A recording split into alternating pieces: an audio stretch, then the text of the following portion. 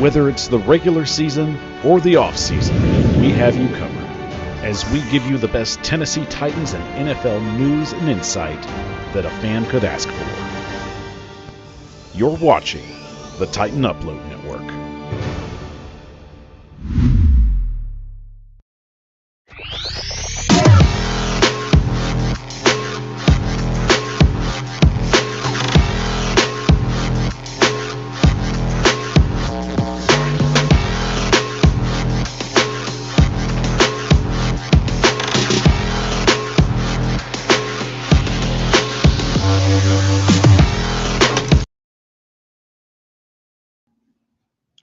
The Power Hour is on the air, live streaming on YouTube, Facebook, X, and Twitch.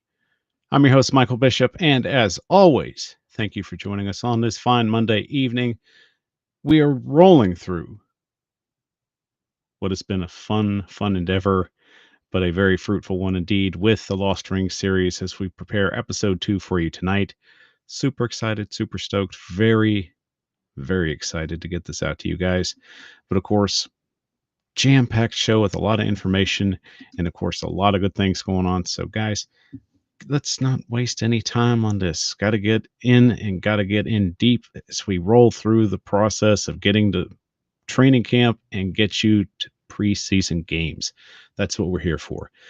Just getting some filler time in, getting some time to talk one-on-one. And of course, as I said, the Lost Ring series episode 2 will be a little later tonight. So can't waste any more time right now. Got to get some help from the best wingman in the business with my good friend from the Titans Time podcast and the BS Report, Tyler Staggs. Tyler, happy Monday, buddy. How are you doing? Are you ready to roll?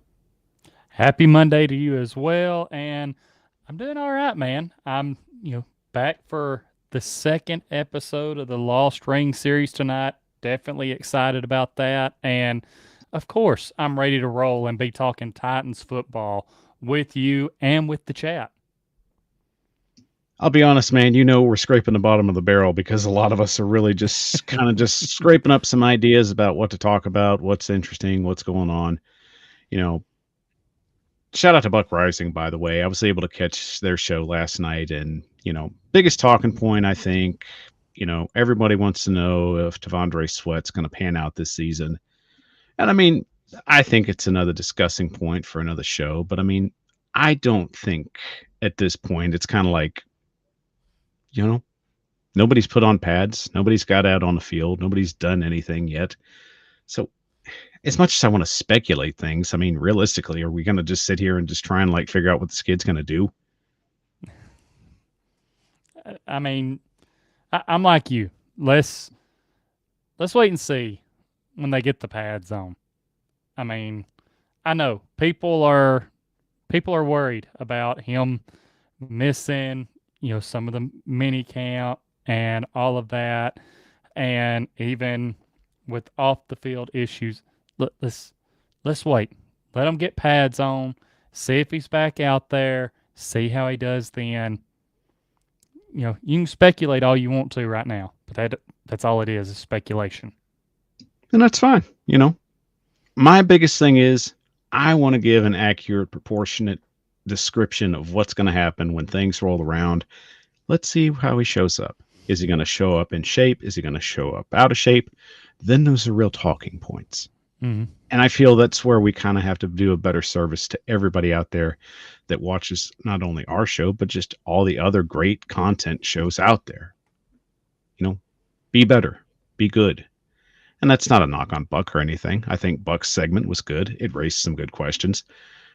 I like Buck. I like A to Z Sports. Not me throwing shade at anybody. It's just we're scraping the bottom of the barrel. So, it's all good. You got to find talking points. I get it. It's just driving the narrative. But no worries. As I said, eventually we'll get to training camp and things will get a little smoother as we roll around. So jumping into our audience in the chat real quick. Shout out to you guys, by the way. Trey Scott, how are you doing? From Pilgrims to Queen, Arkansas. Good seeing you. Thank you for joining us all the way on the Central Coast, man. So thank you for joining us on the show. And a shout out to Titans Global Podcast. How you doing, fellas? Good seeing you as well. You guys do great work. Been loving what you've been putting out. So you keep doing what you're doing. Phenomenal work you're all doing. So check them out and give them a follow if you can, guys, because gotta love the Titans community, especially on YouTube. We're a pretty tight niche clique, and it's pretty fun that everybody continues to put out great content. Really excited to see what's going to go on as we progress to the regular season. That's where the meat and the potatoes is, man. But for you and me, this is where we shine. I love the off season because we find things that people want to talk about. As I said, second part of the Lost Ring series airs tonight in our second segment. But first, Tyler, we got a pretty great first segment on the kickoffs. What do you say we not waste any more time and jump into this bad boy? Let's kick it off. Jumping in out into the top of the hour, I'm your host, Michael Bishop with Tyler Staggs of the Power Hour. And getting into the kickoff, let's give it the boot. And here's the kick. And here's where I come back to the full circle of our discussion previously.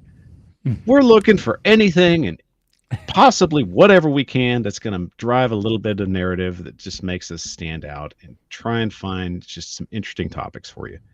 And I will say, everybody else is kind of jump onto some of the same topics as we're trying to find anything to just realistically have some strong talking points. Titan Sides came out with the same concept. Arden Key, one of those guys that potentially could be one of the players that rises up the stock board, maybe a big time breakout player for 2024. So Tyler, we're all pretty good on the same page, and it's pretty good that great minds think alike. And to me, I think it's a great starting point. So let's start with Arden Key. Not a lot of people are paying attention to him. I mean, especially with Jeffrey Simmons, especially with Harold Landry. Devondre Sweat's getting more talking points than Arden Key at this point. So what's making Arden Key stand out to be such a big contributor at this point? What's making him stand out? I mean, it's obvious, especially if you watch the OTP with Mike Keith and Amy talking to Coach Callie. Arden Key's leadership is what's caught his attention, whether that be in the locker room. You know, he's always talking, which Arden Key has just that energy level that's infectious. Like he's always bringing it. And Coach Callie talks about that, whether it's in the locker room, in, the film room, out on the field at practice, during drills. Like, he's keeping that energy high. He's putting in the work, being a leader. And I mean, all of those things put together, that's what can make you to play off what you have there, a key contributor on this team. Because I'm guilty of it too. I've kind of swept Arden Key under the rug a little bit. I think I've always thought that he was a great off the bench piece for the Titans, situational piece for the Titans to plug him in, play, and knew that he would bring the energy out there, but didn't know if he could take that step to truly be the guy opposite of Harold Landry. But you hear about how he's caught Coach Callie's attention, and right now that's what you want to see from a guy on this team. A guy that can maybe take that step forward and be that other guy opposite of Harold Landry to make this pass rush and this defensive front even more solid. And great point you bring up from the OTP. As you said, Mike Keith discussing, the upcoming season with Coach Callie. And Callie's basically gushing all over Arden Key's presence in the locker room, his field demeanor. He's a guy that's vocal and players have listened to. So the leadership quality's there. It's just the playing ability just hasn't matched what he put down last year. And I think that's a somewhat unfair assessment to just kind of give out, especially knowing the fact, the defensive line was basically just on and off at points throughout the season. But I felt in some way Arden Key just didn't fit the system the way we hoped to last year. So what makes it different this year? What's Tracy Rocker's ability to try and get this playmaking ability out of Arden Key? What's it going to take to get him to take that next step? Well, I think one thing that benefits him in taking that next step is, and what Tracy Rocker's probably telling him as well, Arden Key's probably going to have several one-on-one opportunities coming off of the edge, whether that's getting after the quarterback, whether they need him setting the edge to, not let guys bounce outside and, get them back inside or bounce them further outside towards the sidelines. He's going to have his opportunities to win. And Tracy Rocker's probably going to be working with him more on, his physicality and just, we know what this Titans defense is looking for. They want some dogs. And that's what Tracy Rocker's going to be getting this front ready to do, go to war. And, you mentioned last year, Arden Key, he did have 6 sacks last year and 4 tackles for loss and 12 quarterback hits. It's not just popping off of the chart stats there, but, considering, like you said, how the Titans' defensive line was kind of on and off, not terrible, but can he take that next step, and can Tracy Rocker get him ready to take more advantage of those one-on-one opportunities he's going to have? Because we know teams are going to be focused on Jeffrey Simmons. You mentioned Tavondre Sweat earlier. If he's able to pan out and teams have to put guys on him, other teams know what Harold Landry is. So it plays into Arden Key's hands. So, you also have to look at what the Titans are dealing with coming into the season. You have your starting line, and, it's going to consist of Key being a contributor there. Mm-hmm. But what concerns me is Tyler, and I think I have to add this narrative into this, is we're looking at a team that doesn't have a lot of depth on the line as well. Mm-hmm. So your starters basically are having to put in a lot of work and try and make those plays count, especially on downs when you're trying to get the offense off the field. So third down is going to be critical even more so than ever. Yeah. But I think one thing you look at, especially with the dynamic of what the backups are going to be doing, at this point, do you feel that, would you say Rashard Weaver is really going to have to step up as well in order to help Arden Key? I definitely think so. I think it's going to come down to Rashad Weaver and Arden Key, really, because like you said, the depth, it's kind of scary for the edge position. And to help out these starters some, you're going to have some of those other guys that can step up. And if that's Arden Key and Rashad Weaver, playing off of each other, switching out every so often to keep each other more rested so that they can put the best reps out there that they can, I think it's very important for Rashad Weaver to step up as well. Now, I will say this. Everybody on that 11-man front in the defense has to go out and basically make everybody's job a little bit easier. I think the one thing that's really going to help Key, and really just about the entire defensive front, is if this secondary can come out and perform as what we've been advertised after a tremendous offseason of basically restructuring the whole thing from scratch. So that being said, Tyler, the secondary really has to be the biggest contributor here to help Arden Key be successful with the 11-man front. So understandably, what are we going to have to see this secondary do to make this a reality? So I think one thing right out the gate, and I know Denard Wilson's already talked about this, one thing our secondary is going to have to do is not be playing 8 to 10 yards off of the receivers on especially third down when it's third and short, because that pretty much just eliminates any pass rush because the quarterback can get it out quick.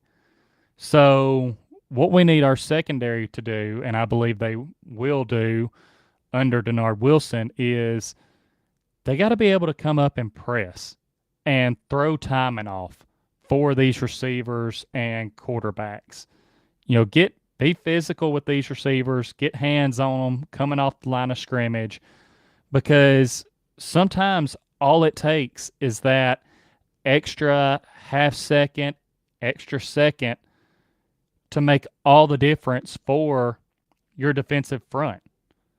So if our secondary is able to do that and buy Arden Key another half second to win the one-on-one matchup he's going to have, that makes all the difference in the world. So the biggest question I think I'm going to ask, and I think it's the main question going forward into this debate, what are realistic numbers that Arden Key can put up in 2024? Realistic numbers for Arden Key. Like I said, looking back at last year, back last year, 6 sacks, 4 tackles for loss, 12 quarterback hits. And that was with a line that was, as you mentioned, on and off at times. I think if a good season for Arden Key, and it would also be a career year for him, if he could have 8 to 9 sacks and be able to get in the 8 to 10 range for tackles for loss as an edge, I think that would be a successful season for him. So initially, he has to step in for basically making up the amount of sacks lost is previously what held this team together. You're talking about potentially Danico Autry numbers. So he has to be right around in that range. Is it realistic, though?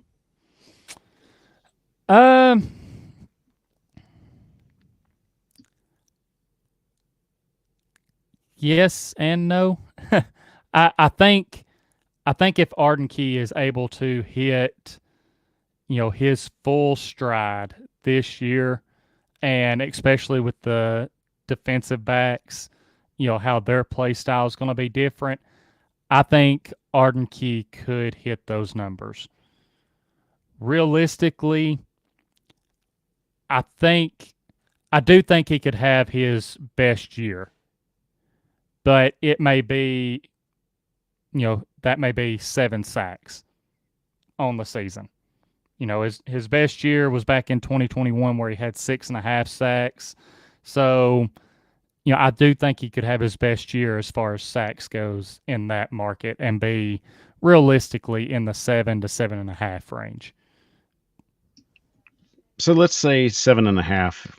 We'll cap him at 7.5. I think that's a realistic number right there. So if he can hit that, and coming into a contract year, he'll basically be up for renegotiations next season. Is he worth signing long term?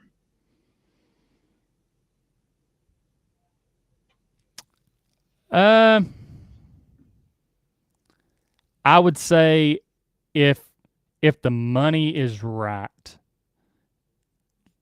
he would be worth signing if you think he could be, even if he could be a key piece as a backup going forward. If you think you could get someone else in that could top his level of play, but that Arden Key could be a solid guy coming off the bench, then yeah, again, if the money's right.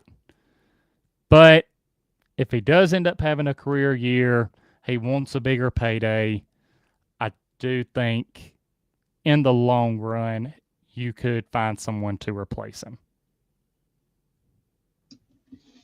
And I think that'll be an interesting point, especially after the season's over with. I mean, not trying to jump too far ahead or make any assumptions, but I do think you're trying to see what his cap will be next season. If he gets past 10 sacks, I think he's gonna try and cash in on that, which, that's fine. If a Mhm. player's hit that ceiling, they have an automatic, responsibility to themselves to go out and try and get whatever they can on the market for their value. And Arden Key's definitely been serviceable for a lot of teams, kind of almost like just a Wild West gun, basically for hire. Mhm. So my biggest thing for the Titans is going forward with this question is, are you willing to put in a few more years, try and hold on, see what you can do going long term? Or is there a guy you're going to potentially just go out and replace him in the draft, or maybe someone else in free agency? Because, a solid edge rusher, it's hard to come by. And Right. he's not an elite edge rusher. I don't think he is at this point or juncture in his career. I think, however, he's one of those guys that's serviceable, and in the right defensive scheme, he can be problematic, which we've seen him do with Jacksonville. And, you know, one of those situations again, good players around him, it helps elevate his playmaking ability. Hopefully the Titans are able to do that this year and try and make up that sack differential that Arden Key left this season. But I do think with the defensive front they have, and I guess once again, this comes all the way back around to Devondre Sweat. If you can have that big man presence that disrupts the offensive line, that gives your edge rushers and even your linebackers in general a chance to break free and make plays. And that's what this defense is basically hoping to do. Will it be the reality, though? That's the biggest question going forward in 2024. But I do think Arden Key is going to be one of these players that the Titans are going to keep a very close eye on, especially with the contract situation, knowing that if they have something special on their hands, it might be worth investing in the long term to keep them around for a little bit, especially if they've got a defensive coordinator that's going to utilize them to the best of his abilities. Well, all right, guys, we're going to take a quick 30-second break. And when we come back, it is part 2 of the Lost Ring series as we debut the 1979 Houston Oilers. Tyler will be taking the reins on this one. I'll be here if you need me. But no worries. We're in good hands. Quick 30-second break. When we come back, we'll unroll the red carpet for part 2 of the Lost Rings. Back in 30. You're watching the Power Hour.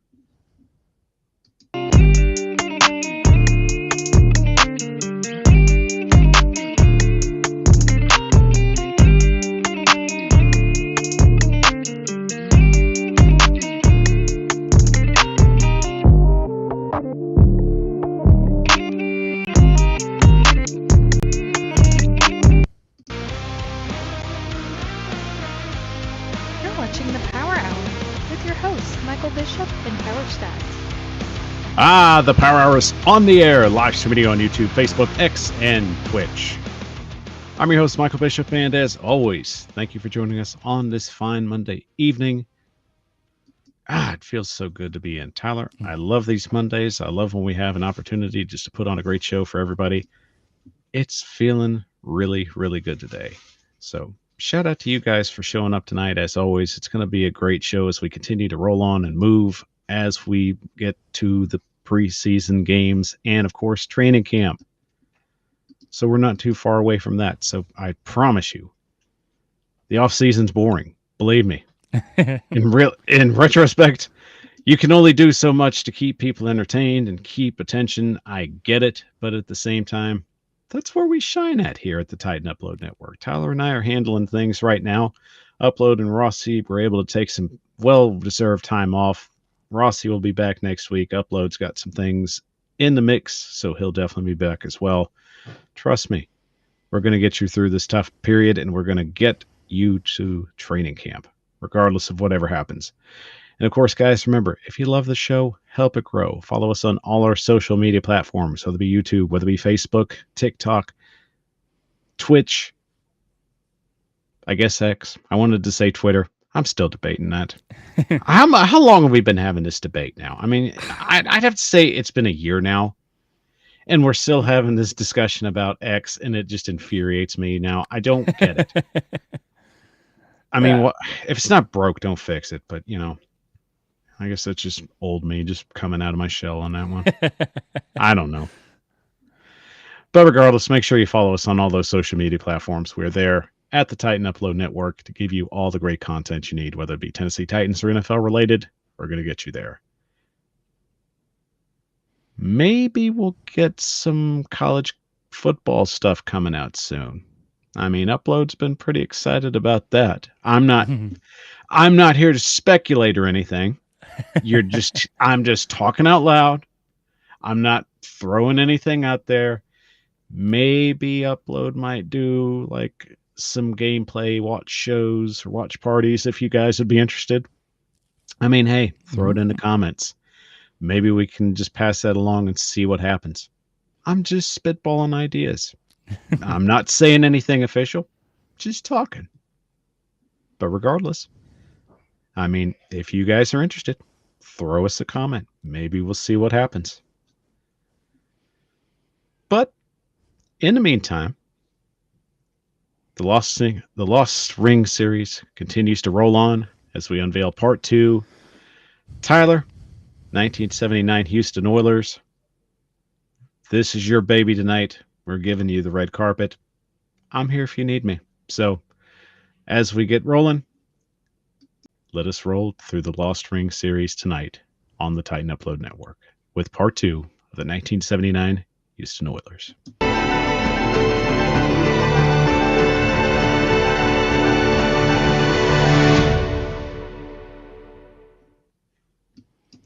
So, Tyler, just to set the narrative, the 1978 Oilers had already won a Super Bowl after an aggressive game with the Pittsburgh Steelers, which we altered, and then making the Super Bowl, matched up against the mighty Dallas Cowboys, and were able to handle them easily in a very, very physical matchup, but they delivered their first title to the Oilers franchise.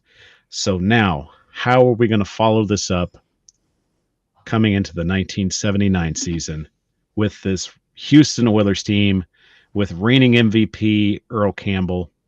Sell me the story. So, yes, as you mentioned it, we changed history.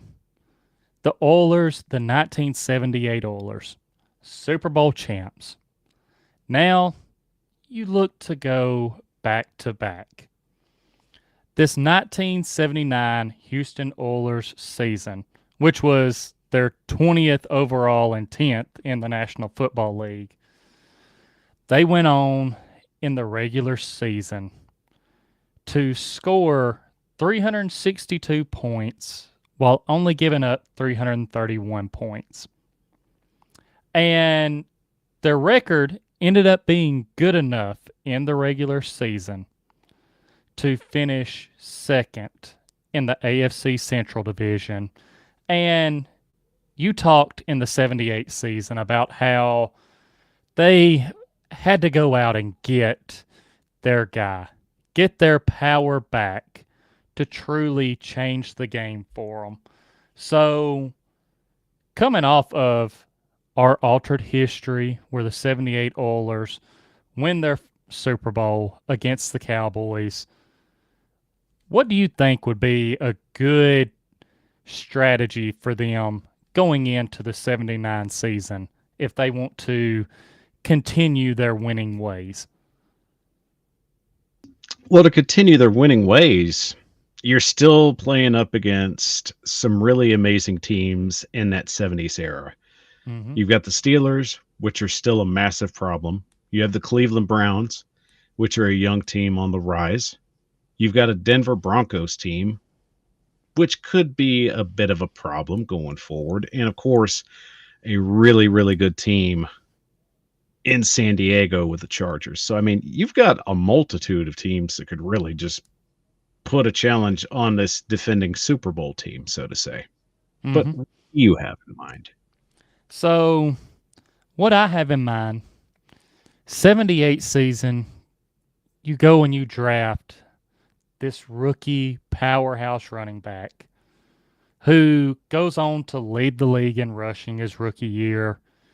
So, if it worked for you the previous year, why don't you just put it on his shoulders again in 1979 and see if he's able to carry you to another Super Bowl? I So mean, yes, Tyler, that's a pretty big ask. I mean, especially in a physical NFL right now. I mean, this is the smash mouth era of football. So, can Earl Campbell handle it back to back? you know, I think he can. You have that powerful run style, those powerful thighs where he's able to support this team on his back and where he's able to go and lead the league in rushing again. And not just lead the league in rushing, but set a franchise record for the most touchdowns in a season. And what also led the league in touchdowns with 19 rushing touchdowns and 1,697 yards rushing. So, leading the league in back-to-back years in rushing yards. Now, he also is able to go on and win his second PFWA MVP, along with the 1979 AP MVP. He's a two-time Offensive Player of the Year, a Burt Bell Award winner. So I definitely think he was up to the task of having this team put back on his back because, I mean, when you look at it, over almost 1,700 rushing yards, and we're talking about a team at the time behind Dan Pastorini. He only had a little over 2,000 yards passing, or just under 2,100 yards passing on the season. So, a very balanced attack from this Oilers team. You add in Mike Reinfeld's 12 interceptions on the defensive side and 6 Pro Bowlers for this Oilers team in Elvin Bethea, Robert Brazel, Earl Campbell, Tony, and I'm going to butcher some of these names, I know. Tony French, Leon Gray, and then, of course, Mike Reinfeldt. So, and as I mentioned earlier, this team finishes second in the AFC Central. Now, they finish behind the rival Pittsburgh Steelers in the division. Both teams in the AFC Central had a 4-2 record. And, you know, that ended up leading to this Oilers team having the 4 seed heading into the playoffs. And one fact we can't overlook, this Oilers team had one Monday night football game, and on December 10th, 1979, where they got to launch the Love You Blue. And that was the matchup in the Astrodome with the Pittsburgh Steelers, where they defeated them 20-17 in order to get their 11th win of the season in a sellout crowd. So they came to play, especially under the brightest of lights. That they did. And having again, second in the AFC Central, have the 4th seed heading into the playoffs, which means they did have to play in the wild card round. So heading into the wild card round of the playoffs, the Oilers would match up against the Denver Broncos.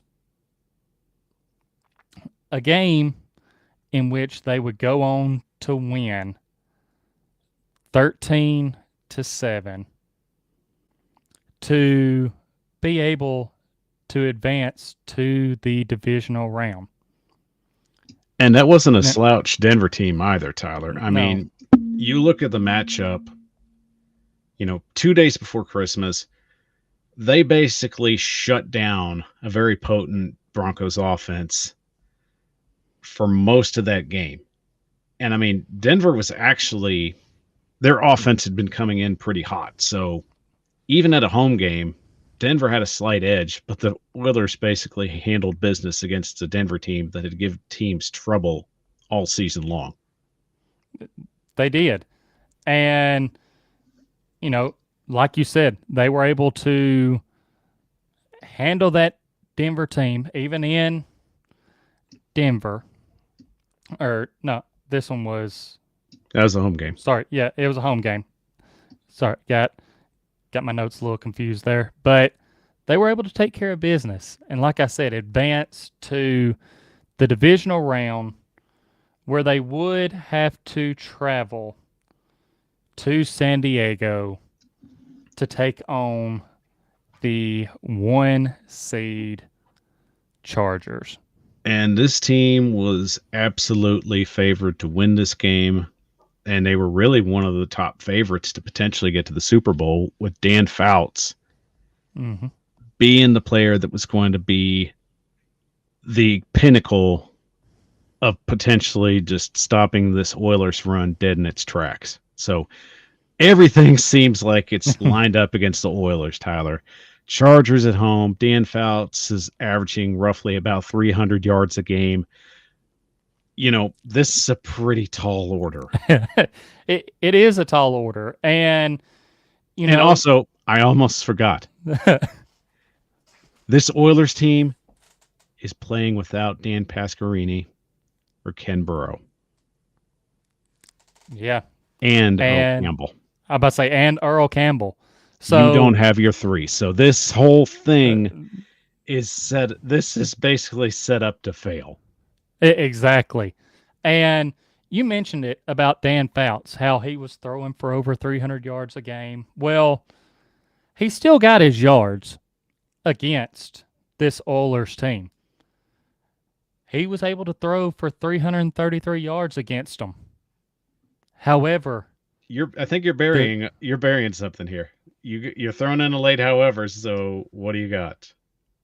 The Oilers were able to pick off Dan Fouts 5 times in this game and held him to 0 touchdown passes. I mean, that right there, you want to find a way to slow a team down and neutralize them. Take out their biggest attack in the passing game.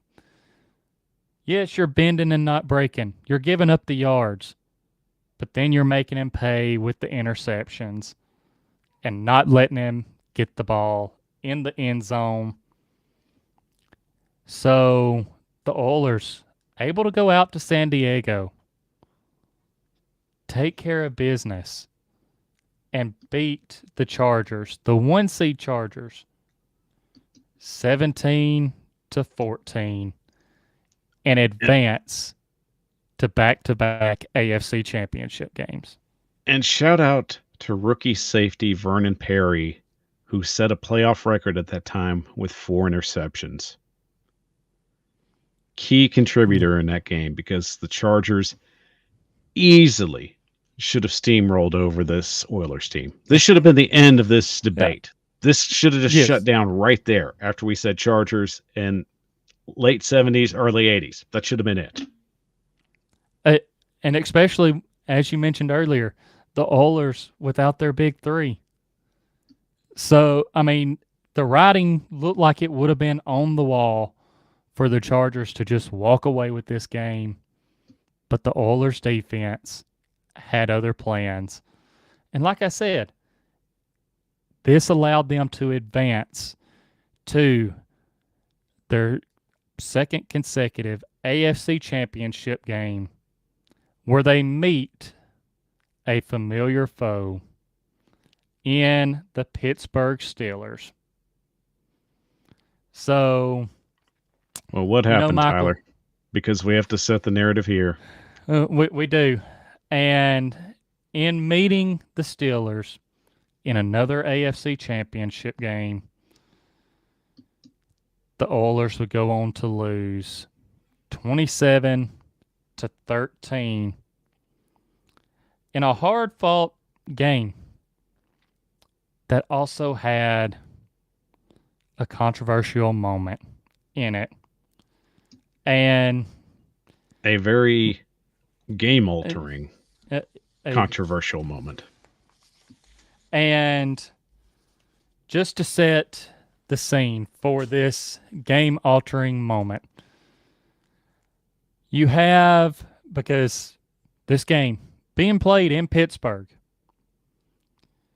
the Oilers were able to go up early with a 7-0 lead off of a Vernon Perry pick six for a touchdown. Now, after that, both teams went back and forth and exchanged field goals. And that was after that, Terry Bradshaw able to get things back going for the Steelers when he was able to complete 2 touchdown passes, one to Benny Cunningham and then one to John Stallworth. And that gave the Steelers a 7-point lead on the Oilers heading into halftime. So they were up 17-10. Now, where things start getting out of hand is in the last seconds of the third quarter, when the Oilers were at the Steelers' 6-yard line. With a chance to tie the game, Dan Pastorini threw a pass to Mike Renfro in the back of the end zone.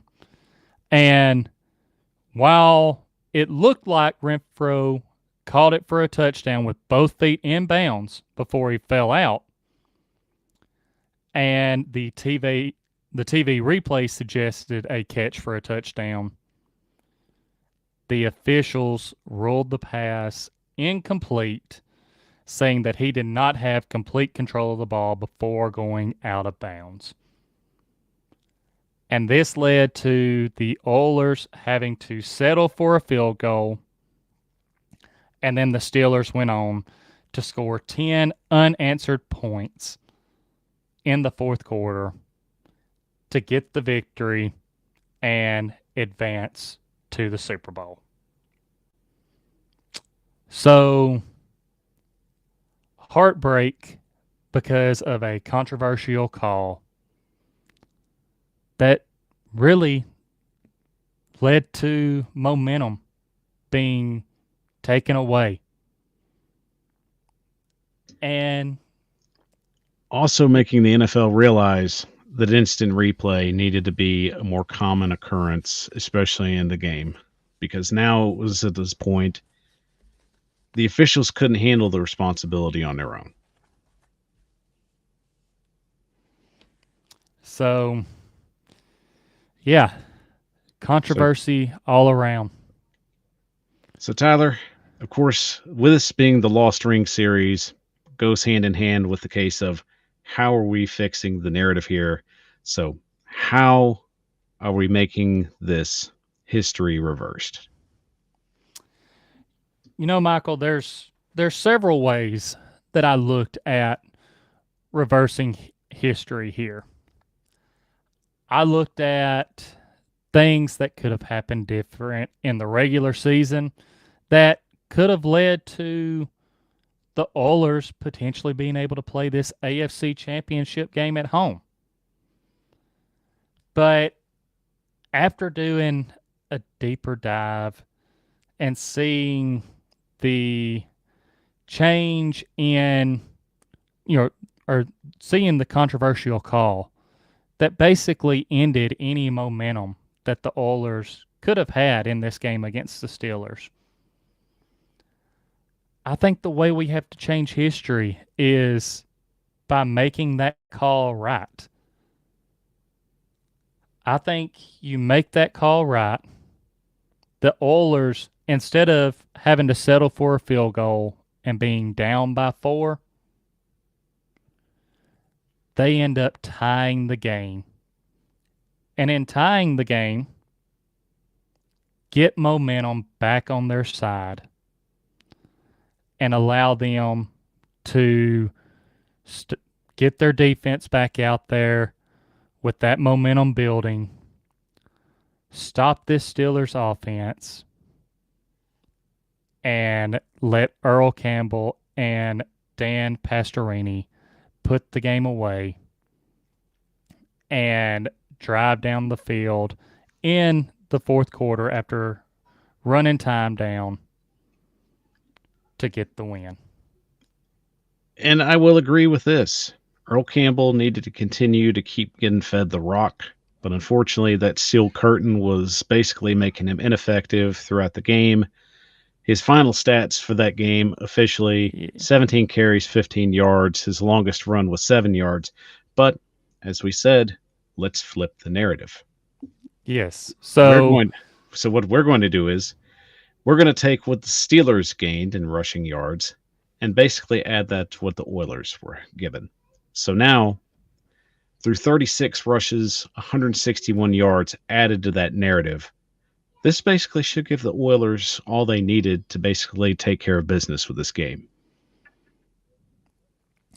And it would, because like you said, the steel curtain had him boxed up, but we're rewriting history.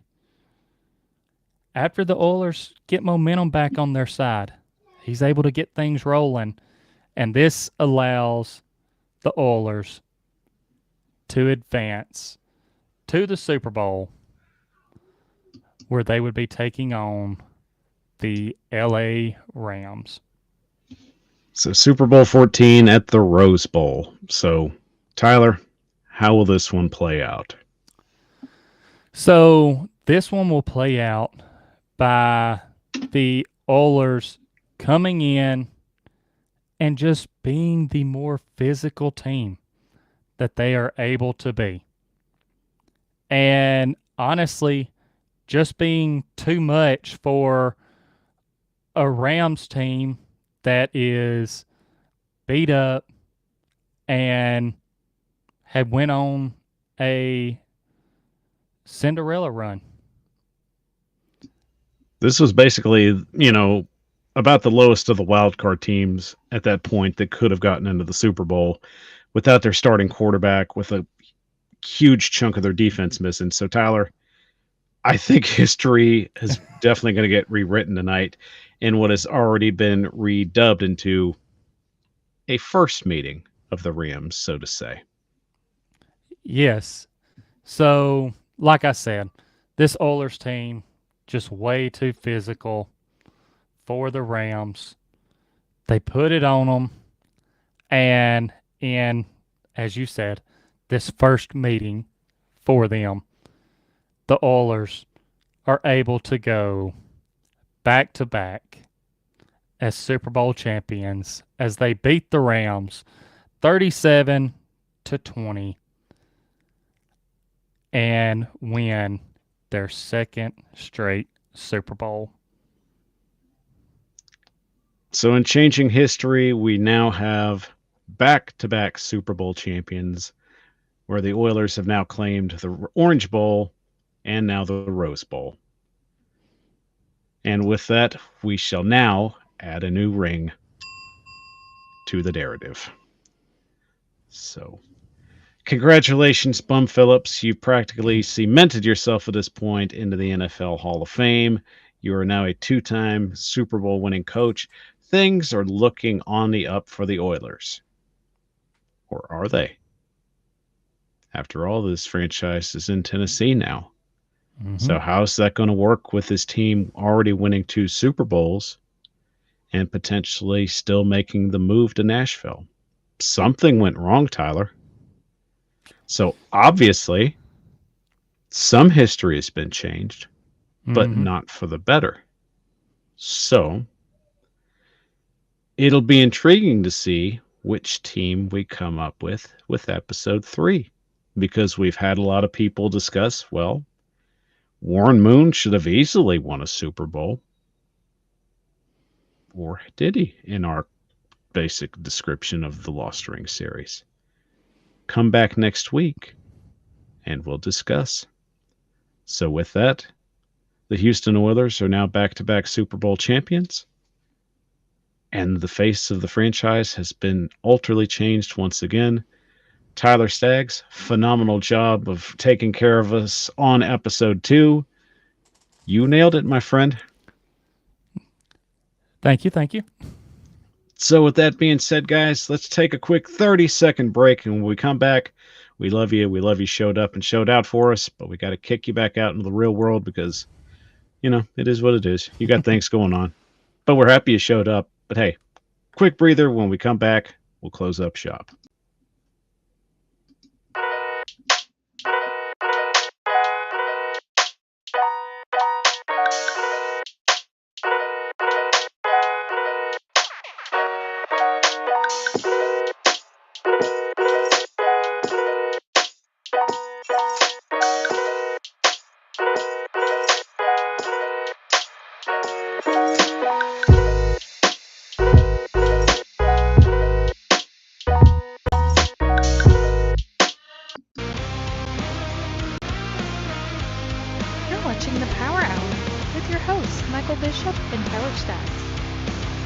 The Power Hour is on the air, live streaming on YouTube, Facebook, X, and Twitch. I'm your host, Michael Bishop, and as always, thank you for joining us on this fine Monday evening. Guys, you've been phenomenal. We love that you've showed up and supported the show and the network, of course, because without you, the Titan Upload Network would never be a success and would only just be in the dregs of the basement. But because you keep showing up and showing us support, whether it be the Power Hour, whether it be Upload, whether it be Rossi, you keep coming back because you love what we do for you, and we love you back even more. So round of applause to you guys as always. And don't forget, guys, sharing is caring. If you love what we did tonight, make sure you share it out to not only Titans fans, but NFL fans in general, because we love talking football, regardless of whether it's Titans football, NFL football. It's all good. It's all football. Who doesn't like talking football? No worries. So I promise you, we're going to continue to put out great content, and we won't stop this thing because the Titan Upload Network is all about giving you, the fans, the best fan experience we can give, because our network is made for you. We want to hear your opinion. We want to get your voice heard. We want to make sure that whatever you want to talk about, we're here for you. So whether you feel like talking or not talking, we love you still. So don't worry about it. Our job is to make sure that you're entertained and you leave with a smile on your face. And if we did that, then we did a good job. Tyler, I guess it's time to close up shop. So you ready to do it? Let's do it. Give me that damn theme music. Closing time. Good night, losers. Once again, big full circle. Off season, nothing to talk about. Everybody's got to try and find topics of discussion, especially hot topic clickbait discussion points. Nobody does it better than Bleacher Report. I mean TPS, but that's another schedule. We'll just go from there. But hey, Bleacher Report comes out with an article that says Titans are one of those teams that should be looking to tank next season. So, of course, it's an interesting topic. It's worth kicking the idea around because, July. But hey, let's just get our take here. So, Tyler, should the Titans tank for 2024? No, they should not tank. Look, I know a lot of people look at this Titans team and they're like, oh, this is going to be a bottom of the barrel team.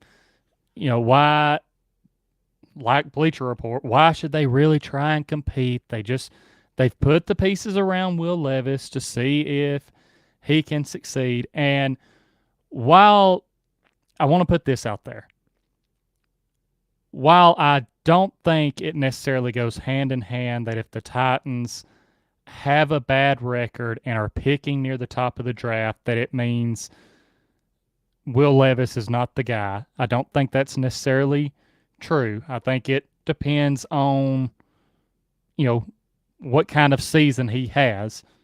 Are the losses because of him, or did he actually have a good season? But, that's the thing. They're trying to find out this season, is Will Levis the guy? But this team's also trying to be competitive. They're a team that can be a sneaky good team and surprise a lot of people. Go out and, try and win all the games that you can. Because in reality, this team could win 8 or 9 games and still be picking around the top 10. Like, it doesn't, just because you're picking in the top 5 doesn't necessarily mean you're going to land, the best prospect possible. So no, don't tank. Go out there and compete. Surprise some people. Surprise yourselves. I mean, as I said, it's off season. Everybody's trying to find discussion points, keep interest, because training camp's still weeks away. So there's nothing to talk about. And Tyler, I mean, let's just be honest. There's an easy way to get through the off season. And that's one of them is finding the worst teams of last year and just dissecting them and just saying, well, what if they did this, or what if they tank, or what if they're not good enough? It's easy because you just look at what they did first off from a previous year, and it's an easy assumption, which the national media does. So, okay, I get it. You and I understand that. But the thing is, and I guess this is what just drives me crazy about the whole process, is nothing's guaranteed in next year's draft. Mm-mm. The players that are projected to go number 1 aren't necessarily going to go number 1. There could be a completely different player that just balls out this upcoming college football season and just jettisons himself up to that number 1 spot. That's the Joe Burrow effect. Who was talking about Joe Burrow in 2019 when he was at LSU and the season had just started? I don't remember anybody talking about Joe Burrow at LSU before the season started. Do you? I don't. And let's just get to the heart of the matter. There are people's jobs at stake. And these are very high desirable jobs. Do you think tanking is going to really help some of these other guys that are coaching land other jobs elsewhere? Survey says no. Mm-mm. That's a pretty good way to find yourself demoted quickly. There's offensive coordinators that are now analysts, probably because of having bad seasons. Go back and look at some of these teams that won, a single game or even no games at all. Where are they at? Tyler, have you heard anything from Hugh Jackson after that debacle with Cleveland for the last 2 years? Mm-mm. Nope. I haven't. I mean, people aren't going to go out there and risk their job to just basically have an opportunity to build up for something they're probably not even going to be there for in the first place. Right. That's just that's trying to build success through failure, and then ultimately you've failed the ultimate goal. That concept's like thinking, oh, well, maybe if I get really fat, then I can just basically get myself to lose weight at an easier rate. Because, I mean, if I'm somewhat in shape, what's the point? So, Bleacher Report, I get it. I'm not trying to hammer you or anything, but you know, it's a common sense thing. There's too much at risk for these coaches. They're not going to just go out and just throw away a job for an opportunity at getting better players, especially if they don't get to coach them. Yeah, not a lot of owners are patient if you win one game, you know, in an NFL year. I haven't seen a lot of opportunities where some coaches keep their job during that kind of just stretch. So, yeah, I get it. But tanks, but no tanks. But and with that bad pun, let's just end this bad boy early with Bet You Didn't Know, as Tyler and I ask questions about each other because, why not? You got to learn us. You got to learn about us somehow. So let's just do it this way. So Tyler, I went first last time, so you get the first crack tonight. All right, and I do not believe I've asked this. We've been doing this for a little while now, so I may have, but I don't think I have. Out of the 4 seasons, spring, summer, fall, and winter, which is your favorite? Fall, easily. You're right at that point. I think September to October, it gets kind of cool in this area of where I live, and you can wear a jacket and be comfortable. You don't have to wear a jacket and be comfortable. But it's football season. Everything just feels, it's not busy. It's not hectic like the holidays. You feel a little less stressed. But, it's the perfect time. The leaves are changing. I'm a big fall fan. So that's just my go-to season. So I would have to say you're a pretty big fall guy too. Yes. Fall is up there at my top. Pretty much for some of the same reasons you mentioned there. So, hey, everybody watching the network, I'd have to say, are pretty big fall people. Summer's great and everything, and it's been a fun summer, but it's all about fall, yes. especially on our network. So, all right, for my question, all right, which would you rather have? Would you rather have a bobblehead of yourself or a Funko Pop? Ooh. And you can only have one. I think a Funko Pop. Okay, so you're going to ride trends. I enjoy. I like bobbleheads. Being a season ticket member for the Titans, I have all the bobbleheads that they've put out. I've been lucky enough to get my hands on them, and I really like them. But I also had a friend get me a Derrick Henry Funko Pop, and it's the only one that I have. But yeah, I'm gonna lean towards the Funko Pop. Yeah, I got no problem with that. I've got a whole shelf full of them. So,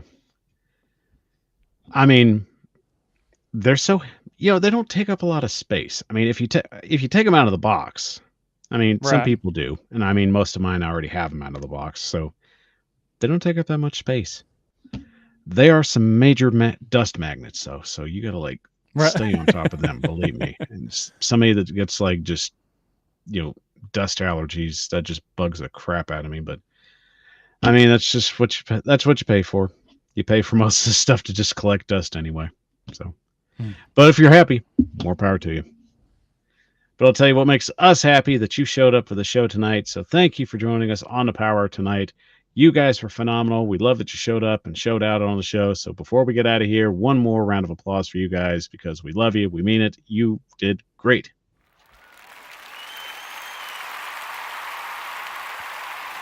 And before we get out of here, guys, don't forget, we're going to continue doing what we're doing to get you through to training camp, so we're not going to be far away from getting everything back on track. Upload and Rossi will be back from vacation. Rossi will have a show planned for this week, probably on Wednesday, so check that out. It's going to be phenomenal. And of course, we'll be back next Monday putting on episode 3 of The Lost Rings for you. Super excited for that. It's going to be fun. So make sure you subscribe, give us a thumbs up, and ring the bell for notifications. And check out all our social media platforms, wherever you can find the Titan Upload Network, because we're going to give you great content, whether it's to get us to training camp, preseason, or regular season. That's what we're going to do to make sure you're ready for when this thing's ready for kickoff 2024. And of course, everybody at the AFC South Roundtables getting ready for a new season as well. Rossi and I will be splitting hosting duties. Looking forward to that as well. Those guys are awesome. So make sure you check out all the shows at Roundtable Sports. They are phenomenal as well. And don't forget the BS Report. New episodes every Saturday. We got one dropping pretty soon. Isn't that right, Tyler? Yeah. Latest one is out now. So on all podcast platforms. So check it out.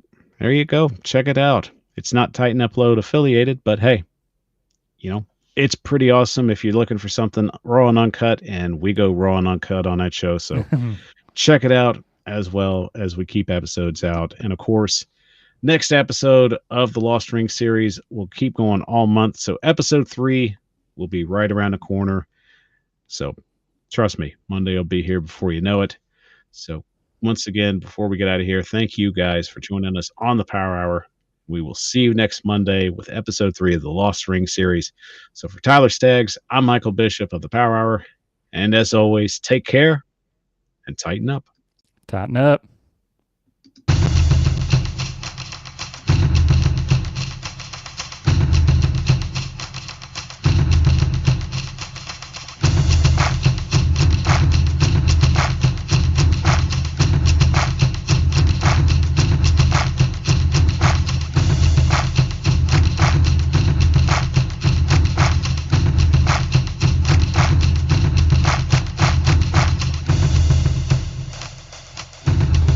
You're watching the Titan Upload